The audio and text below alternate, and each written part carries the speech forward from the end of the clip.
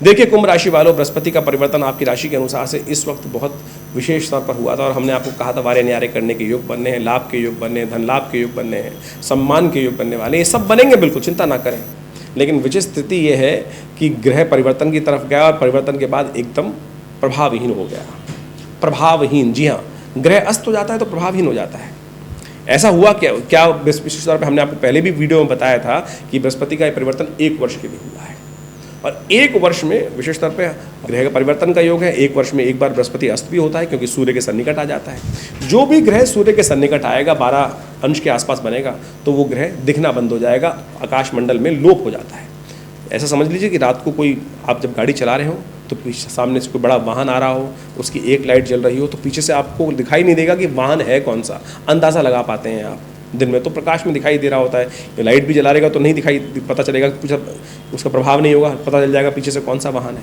लेकिन रात्रि में यदि सामने से कोई वाहन आ रहा है और उसकी एक लाइट जल रही है, बड़ी या 2 लाइट जल रही है, तो आप ये पता नहीं लगा पाएंगे पीछे से है कौन सा ये वाहन, अगर बाहर से बिल्कुल पीछे अंधकार हो। तो यही प्रभाव है कि सूर्य ने उस आकाश मंडल में अपना प्रभाव को दिखाकर राहु के जो बृहस्पति के सन्निकट होने के कारण से उसकी प्रभाव को ख़त्म कर दिया। उसकी जो डिमडिमाती लाइट है वो आनी बंद हो गई है, प्रकाश उसको दिखाई नहीं दे रहा है। तो ऐसे में है वहीं पर वो ग्रह, और ऐसे में शुक्र भी अस्त हो गया आपकी राशि के अनुसार समझे तो। शनि महाराज आपकी राशि में स्वयं बहुत बढ़िया भाव में चल रहे हैं, लेकिन चल रही है 7.5 आपकी, ये ध्यान रखने वाली बात है। 7.5 चल रही है और 7.5 में शनि महाराज स्वयं आपके लग्नेश हैं, तो इतना नेगेटिव नहीं है, लेकिन फिर भी ये मान के चले कि ये समय आपके लिए उतना नेगेटिव नहीं है। लेकिन शनि की 7.5 तो है, तो उसको उपाय करने की ज़रूरत आपको है, विशेष तौर पर सावधान। और ऐसे में ज्ञान के देवता बृहस्पति, दैत्य गुरु शुक्र, वो भी ज्ञान के देवता हैं, और ये सब अस्त हो गए हैं।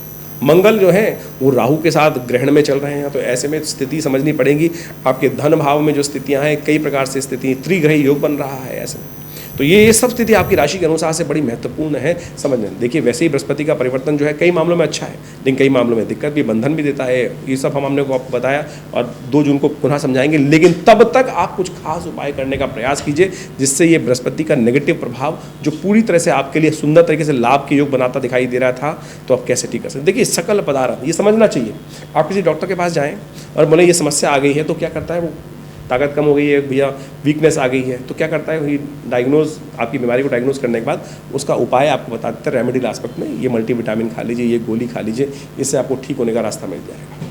ज्योतिष भी तो वही है, दृष्टिकोण से आपको देखा कि ग्रह का प्रभाव क्या हुआ, क्या शून्य हुआ, कौन सी इंटेंसिटी कम हुई है, उस प्रकार के रंग आपको पहनाती है, उस प्रकार के नग आपको धारण करा दिए, उस प्रकार के आपको विशेष तौर पर उपाय बता दिए, मंत्र बता दिया, दान करने को बता दिया। ये सब क्या करेंगे, ये उसकी नेगेटिविटी को ठीक करने का प्रयास करेंगे। कुंभ राशि वालों विशेष तौर पर ध्यान रखने की ज़रूरत है। देखिए एक तो आपकी 7.5 चल रही है, और ऐसे में ज्ञान के देवता शुक्र भी, और विशेष तौर पर देवगुरु ज्ञान के देवता, सात्विक ज्ञान के देवता, वो अस्त हो गए। देख चतुर्थ भाव में जाकर जो विशेष तौर पर सुख वाला भाव है वहाँ जाके अस्त हो रहे हैं, उसके साथ साथ शुक्र भी वहाँ पर अस्त हो गए। तो ऐसे में खास तौर पे इन दिनों 25 दिन के लिए खास तौर पे कुछ खास उपाय आपको करने की आवश्यकता है, तो करेंगे तो बहुत सुंदर तरीके से आपको लाभ। लॉटरी खेलने के योग डेफिनेटली बनेंगे, ये समझ लीजिए। हमने पहले भी कहा था कि वारे न्यारे होने के योग बहुत बढ़िया बनेंगे, लेकिन 7.5 को ठीक करने की ज़रूरत है। आपको ठीक करते रहेंगे तो बहुत सुंदर तरीके से लाभ प्राप्ति के योग बनेंगे, आपको अवश्य बनेंगे, बिल्कुल चिंता ना करें। लेकिन उसके लिए कुछ खास उपाय आपको करने की ज़रूरत है। आप जैसे कहा कि बहुत सारे लोग अलग अलग उपाय बताते हैं। अभी हमारे पास कुछ दिन पहले फ़ोन आया, एक व्यक्ति ने कुछ ग्रह खराब थे, सोशल मीडिया से देखा और व्यक्ति को बताया कि भैया उपाय कर लो, और उपाय के नाम पर उन्होंने एक बहुत नग बता दिया उनको। 1100 यूरो में वो रत्न उन्होंने सोशल मीडिया के माध्यम से उनको दे दिया। अब उन्होंने जब देखा कि वो रत्न तो आज की तारीख में स्थिति ऐसी है कि जो बेच दिया, अब बेचारा विशेष तौर पर, अब हम ज्योतिष के दृष्टिकोण से उस बारे में नहीं जाना चाहते। हम कहते हैं हर चीज़ का इम्पैक्ट है, लेकिन उपाय ऐसा होना चाहिए जो बिल्कुल हर व्यक्ति की सामर्थ्य में है। मंत्र जप करें ना, ये उपाय हजारों बताए गए हैं। तो बृहस्पति को ताकत देने के लिए इन विडंबनाओं में न फंसे। संसार बड़ा विचित्र है, भांति भांति के लोग हैं, भांति भांति के लोग विचित्र स्थिति बना देते हैं। और जन प्रचलित जो है नग पहनना तो एक फैशन ही है, और आमतौर पर वही उपाय बताकर लोगों को लाखों रुपए की स्थिति चित्र बन जाती है। तो ऐसे में सीधी तरीके से उपाय करने का प्रयास करें। हम आपको बता रहे हैं ज्ञान मुद्रा। आपके हाथ में 5 उंगलियां हैं, ये बृहस्पति की उंगली है, ये शुक्र की, ये शनि की उंगली है, ये सूर्य की है, ये बुध की है। तो ऐसे में बृहस्पति को शुक्र के साथ मिलाकर ये ज्ञान मुद्रा बन जाती है। इस मुद्रा का अभ्यास कीजिए, बृहस्पति को वही ताकत मिलेगी जो किसी नग को पहनने से मिलेगी। शुक्र का नेगेटिव प्रभाव ठीक होगा, बृहस्पति का नेगेटिव प्रभाव ठीक होगा, बृहस्पति का प्रभाव उत्पन्न होगा। पीले रंग का वस्त्र अपने पास रख लीजिए। हो सके तो विशेष तौर पर एक काम और करें, गाय को पालक खिलाएं, गौशाला में अपने नाम से पालक भिजवा दीजिए। बहुत सारे लोग कहेंगे शहर में रहता हूँ, गाय को कहाँ से खिलाऊँ? शुक्र को ठीक करना चाहते हो तो ये उपाय सबसे श्रेष्ठ है। फलों का दान कर दीजिए। यदि आपके साथ समस्या है तो चिंता ना करें, सोशल मीडिया पे आपको आजकल सारी मॉडर्न तरीके में बहुत गौशालाएं हैं जो मॉडर्न हो गई हैं। आप जाइए उनकी वेबसाइट पर, उनको फ़ोन कर दीजिए, भैया मेरे नाम से ये खिला दीजिए गाय को पालक, नित्य प्रति हर रोज़ 1 गड्डी पालक खिला दिया कीजिए। उसे बोले फ़ोटो भेज दिया करेगा रोज़ आपको। तो उपाय करने के लिए बहुत व्यवस्थाएँ हैं, चिंता ना करें। आप करेंगे तो ये आपके नेगेटिव प्रभाव को ठीक करने के लिए रास्ता बना रहे हैं। तो हम तो ज्योतिष के दृष्टिकोण से आपको समस्त रास्ते बताने का प्रयास करें। लॉटरी खुलने को तैयार बैठी है, लेकिन ये अवस्था बीच में आ गई है। इसको ठीक करने के लिए बृहस्पति के मंत्र का जप करें, करवाएं। ओम ग्रांग ग्रीं ग्रौं से पंडित जी को बोलिए कि आपके नाम से हर रोज़ कम से कम 1000 बार जप कर दें। ओम ग्रांग ग्रीं ग्रौं से गुरुवे नमः, ग्रांग ग्रीं ग्रौं से गुरुवे नमः। ये कर दीजिए। गौशाला में ये उपाय बता दिया। नित्यपति आप घर पे बैठे हैं, खुद कर लीजिए ना उपाय। मंत्र जप तो हमने आपको बता ही दिया। ओम ग्रांग ग्रीं ग्रौं से गुरुवे नमः, इस मंत्र का नित्यपति आप एक माला कर लीजिए जप। इस ज्ञान मुद्रा का अभ्यास तो कर ही सकते हैं आपके हाथ में। ये आप जब भी खाली बैठे हैं इस प्रकार से मुद्रा कर लीजिए, देखिएगा प्रभाव उत्पन्न होगा, नेगेटिविटी दूर होगी और बिल्कुल सुंदर तरीके से परिवर्तन के योग आपके बन रहे हैं। 7.5 चल रही है। ध्यान रखिएगा कि आपको शनि का भी उपाय करने की ज़रूरत है। शनि के बस कुंभ राशि वालों को खासतौर पर ये हम हिदायत दे रहे हैं कि आपको खासतौर पर लगातार हनुमान जी का सानिध्य रखना चाहिए, हनुमान चालीसा का पाठ करना चाहिए। अभी शनि जयंती आ रही है और उस दिन हम आश्रम पर भी 100 पाठ हनुमान चालीसा के करने की व्यवस्था बना रहे हैं। तो आप अपने निमित्त अपने नाम से अवश्य कराइएगा ये उपाय, इससे आपको लाभ प्राप्त होगा। जो शतबार पाठ पढ़ जोई, छोटे बंद महासुख होई। हमने ज्योतिष दृष्टिकोण से इन सब चीज़ों को अध्ययन बहुत लंबे समय तक किया और बहुत महत्वपूर्ण जानकारियाँ समय समय पर हम भी आश्चर्यचकित हो जाते हैं कि कैसे ज्योतिष के दृष्टिकोण से ये पूर्वाभास हो जाता है और कैसे ये ज्योतिष की गणनाएं जो हैं वो आपके भविष्य के बारे में बहुत सारी चीज़ें सटीक रूप से बता देती हैं।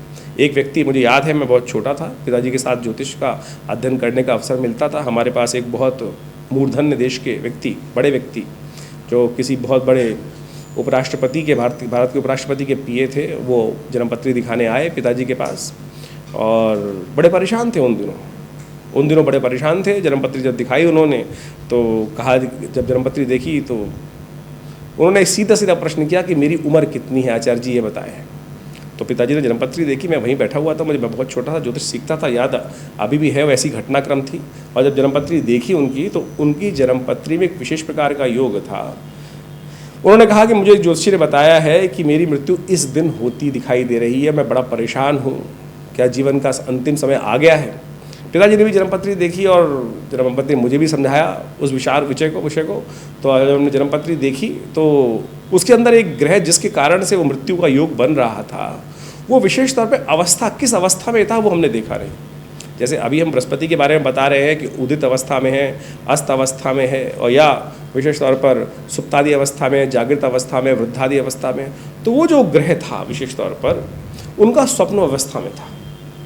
वो स्वप्नादि अवस्थाएं हमारे यहाँ विशेष तौर पर बताई गई हैं। जागृत, स्वप्न, प्रगाढ़ इत्यादि हर ग्रह की ऐसी अवस्था भी होती है। तो जब हमने जन्मपत्री देखी तो उस समय में यही निष्कर्ष निकाला कि महाराज जिसने जन्मपत्री देखी है बहुत बढ़िया तरह से देखी है और उसने मृत्यु का जो प्रेडिक्शन किया है बिल्कुल सही है। लेकिन हम ज्योतिष के दृष्टिकोण से उन उपराष्ट्रपति के साहब जो पीए साहब थे उनको यह बताया कि चिंता मत करो, तुम्हारी मृत्यु होगी भी और तुम जिंदा भी रहोगे। वो बोला नहीं, साफ साफ बताए क्या मतलब हुआ इसका। उनको बताया गया कि भाई आपका जो ग्रह है विशेष तौर पर जो दिखा रहा है, मृत्यु योग बना रहा है, वो स्वप्नादि अवस्था के अंदर है। तो मृत्यु का कारक जो बनेगा वो स्वप्न में मृत्यु होने के योग बनेंगे, लेकिन जब स्वप्न से बाहर आएंगे तो जागृत अवस्था में रहेंगे आप। तो सोचें उस व्यक्ति का वो समय निकला और जो इतना मेंटल टॉर्चर में था कि ज्योतिष के दृष्टिकोण से जो उपाय था, ज्योतिष इतनी सूक्ष्म है, आपके मनोमस्तिष्क में विचार में कोई स्वप्न भी आ रहा है तो आप समझ लीजिए वो ज्योतिष की ग्रह गणना के अनुसार से प्रेडिक्शन किया जा सकता है। जी हाँ, तो यदि वो हमारे अध्ययन में आ जाती हैं, अब इतनी ज़्यादा जो ज्योतिष इतना गूढ़ विज्ञान है, इतना गूढ़ विज्ञान है कि उसकी हज़ारों लाखों ज्ञान की पुस्तकें हैं, कहाँ कब कौन सी पुस्तक कौन से योग कहाँ विचारों मस्तिष्क में आ गए हैं, और उनको सबको देखकर अध्ययन कर कर कब ज्योतिषी के मनोमस्तिष्क में वो भाव आ जाता है, और किस प्रकार से वो गणनाओं के माध्यम से वो भविष्य की दृष्टा को देखते हुए, भविष्य के योगों को देखते हुए आपके इस जीवन में भविष्यवाणी करने के योग बनाते हैं, और उसको बहुत गहन चिंतन करके। तो ये घटना हमने आपको बताई, और वो व्यक्ति जीवित रहा, और उसके बाद पिताजी का शिष्य रहा बहुत वर्षों तक। हमें याद है कि वो जीवन आश्रम पे आते रहे। और देखिए, ये ज्योतिष जो है विडंबनाओं का नहीं, परेशानी में डालने का नहीं, परेशानी से निदान करने का, परेशानी से निकालने का योग है। तो हम हर सकल पदार्थ हैं जग माही, कर्महीन पुरुष पावत नहीं। यदि आपके जीवन में कुछ अशुभ का योग है भी, यदि आपके जीवन में कुंडलियों में कोई अशुभ योग है भी, तो उनको ठीक करने का रास्ता हम अपना सकते हैं। देखिए, अब इसको सिद्धांतिक तौर पे ये समझना पड़ेगा कि हमारे जीवन में कोई घटनाक्रम का कुछ योग बने हैं तो किस कारण से बने, कर्म के अनुसार से बने। कोई दुष्कर्म करेंगे तो दुष्योग बन जाएगा, अशुभ योग बन जाएगा, शुभ कर्म करेंगे तो शुभ योग बनेंगे। तो इसी प्रकार से जो अशुभ योग बने हैं वो शुभ कर्म करने से ठीक हो जाते हैं। आपके हाथ में कोई रेखा है, मैं अपना स्वयं एग्जाम्पल देता हूँ कि मेरे हेडलाइन में जब मैं छोटा था तो उसके अंदर एक द्वीप चिन्ह था।